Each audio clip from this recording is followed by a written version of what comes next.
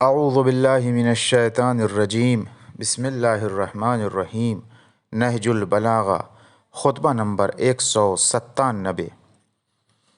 نماز کی پابندی اور اس کی نگہداشت کرو اور اسے زیادہ سے زیادہ بجا لاؤ اور اس کے ذریعے سے اللہ کا تقرب چاہو، کیونکہ نماز مسلمانوں پر وقت کی پابندی کے ساتھ واجب کی گئی ہے۔ کیا قرآن میں دوزخیوں کے جواب کو تم نے نہیں سنا کہ جب ان سے پوچھا جائے گا کہ کون سی چیز تم کو دوزخ کی طرف کھینچ لائی ہے، تو وہ کہیں گے کہ ہم نمازی نہ تھے۔ بلا شبہ نماز گناہوں کو جھاڑ کر اس طرح الگ کر دیتی ہے جس طرح درخت کے پتے جھڑتے ہیں، اور انہیں اس طرح الگ کرتی ہے جس طرح چوپایوں کی گردنوں سے پھندے کھول کر انہیں رہا کیا جاتا ہے۔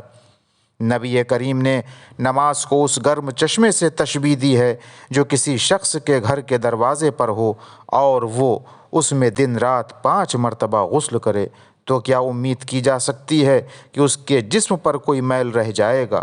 نماز کا حق تو وہی مردان خدا پہچانتے ہیں جنہیں متاع دنیا کی سج دھج اور مال و اولاد کا سرور اور دیدہ و دل اس سے غفلت میں نہیں ڈالتا۔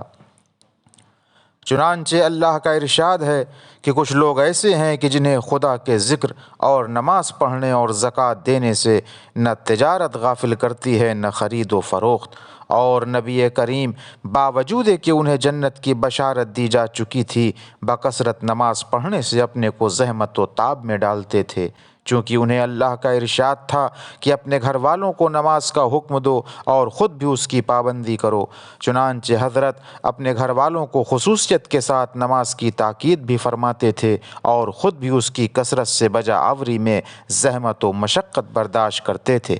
پھر مسلمانوں کے لیے نماز کے ساتھ زکوٰۃ بھی تقرب الہی کا ذریعہ قرار دیا گیا، تو جو شخص اسے برضا و رغبت ادا کرے گا اس کے لیے یہ گناہوں کا کفارہ اور دوزخ سے پردہ اور بچاؤ ہے۔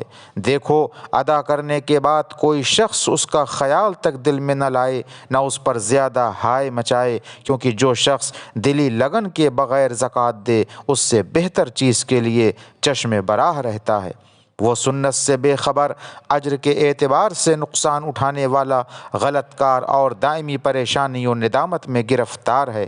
پھر امانت کا ادا کرنا ہے۔ جو اپنے کو امانت کا اہل نہ بنا سکے وہ ناکام و نامراد ہے۔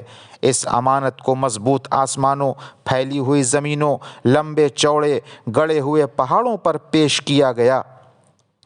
بھلا ان سے تو بڑھ کر کوئی چیز لمبی چوڑی، اونچی اور بڑی نہیں ہے، تو اگر کوئی چیز لمبائی، چوڑائی یا قوت اور غلبے کے بلبوتے پر سرتابی کر سکتی ہوتی تو یہ کر سکتے تھے، لیکن یہ تو اس کے عتاب و عقاب سے ڈر گئے اور اس چیز کو جان گئے جسے ان سے کمزور تر مخلوق انسان نہ جان سکا۔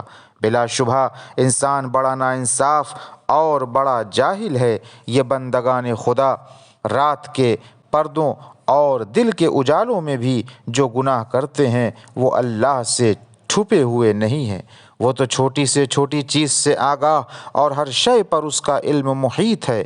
تمہارے ہی اعضاء اس کے سامنے گواہ بن کر پیش ہوں گے، اور تمہارے ہی ہاتھ پیر اس کے لاؤ لشکر ہیں، اور تمہارے ہی قلب و ضمیر اس کے جاسوس، اور تمہاری تنہائیوں کے اشارے قدر اس کی نظروں کے سامنے ہیں۔